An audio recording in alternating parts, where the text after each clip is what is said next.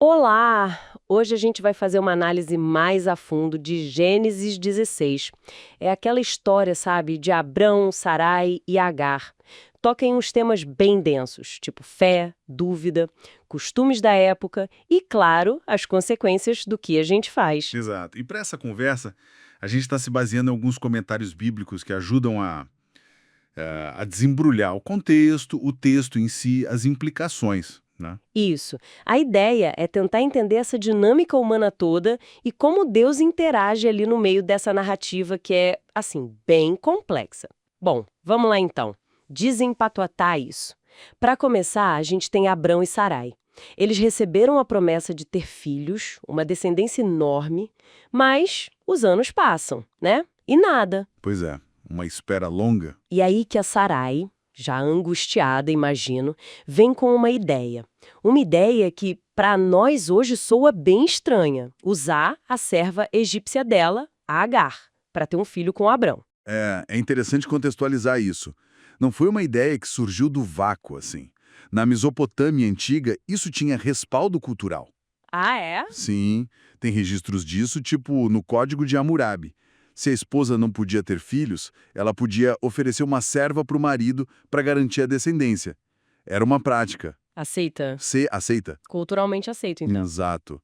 Mas o ponto-chave aqui, na história bíblica, parece ser menos a legalidade cultural e mais digamos, a motivação por trás. Parece muito uma tentativa humana de ajudar Deus, sabe? Hum. Tipo, a fé estava balançada depois de tanto esperar. Exatamente. Uma impaciência que levou a buscar uma solução própria em vez de continuar esperando na promessa divina. O que é fascinante é essa tensão, né? Entre o que Deus prometeu e o que eles tentaram fazer por conta própria. E como costuma acontecer com essas soluções engenhosas, né? A coisa não sai bem como planejado. Nem um pouco. Agar engravida, e aí, bom, a dinâmica muda. Ela começa a olhar diferente para Sarai, talvez com um certo desprezo. Sim, o status dela mudou, né? De repente, ela é a portadora do herdeiro esperado, e isso, claro, mexe com as relações ali. E a Sarai não aceita isso. A reação dela é muito forte. Ela maltrata Agar severamente. Chega até a falar para o Abrão: julgue o Senhor entre mim e ti. Pesado. Muito pesado. É a consequência direta daquela solução humana. Ciúme, conflito dentro de casa, sofrimento para todo mundo, mostra como decisões fora da confiança em Deus podem acabar machucando, né? A Agar, sentindo essa pressão toda, foge. Foge para o deserto. E é lá, nesse lugar de desolação, que a história tem uma virada impressionante, eu acho. Com certeza. Ela está perto de uma fonte no caminho de Sur e encontra o anjo do Senhor. Aqui a coisa fica realmente interessante. Fica mesmo, porque o anjo não só a encontra, mas a instrui a fazer algo difícil.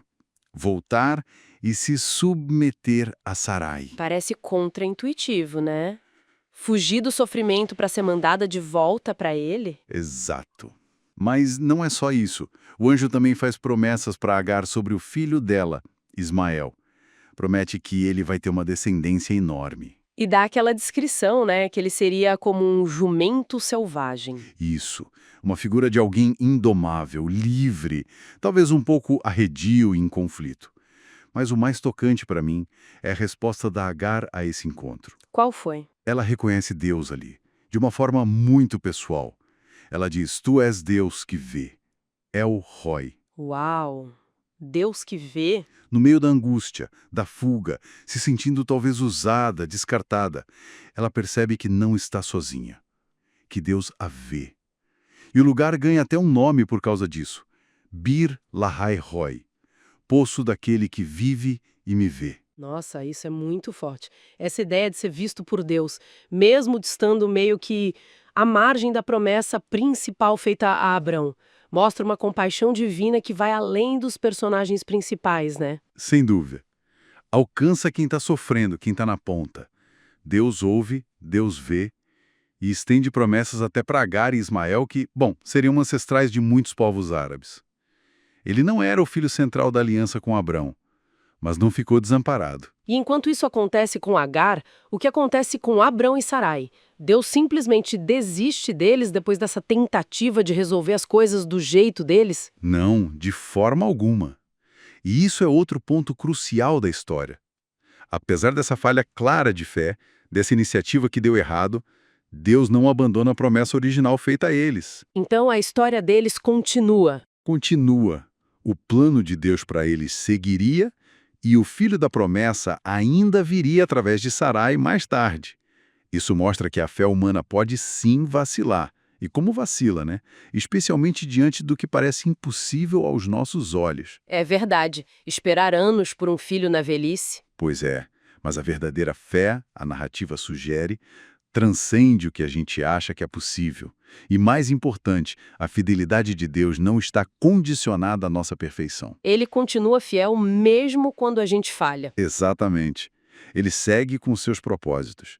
Se a gente conectar isso ao quadro maior, a história toda ilustra muito bem a soberania e a graça de Deus, que leva adiante seu plano apesar dos nossos desvios.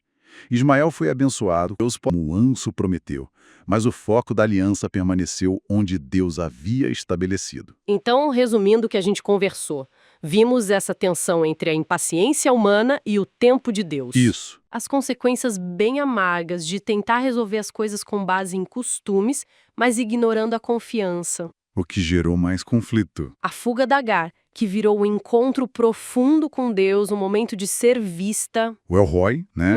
E, por fim, a ideia de que, mesmo com as falhas de Abrão e Sarai, a promessa de Deus permaneceu firme. A fidelidade divina persistiu. Exato. Eu acho que fica uma reflexão interessante puxada justamente pela experiência da Agar, sabe? Ela nomeia Deus a partir dessa experiência pessoal fortíssima, de ser vista na sua maior dificuldade. Isso levanta uma questão para nós, talvez.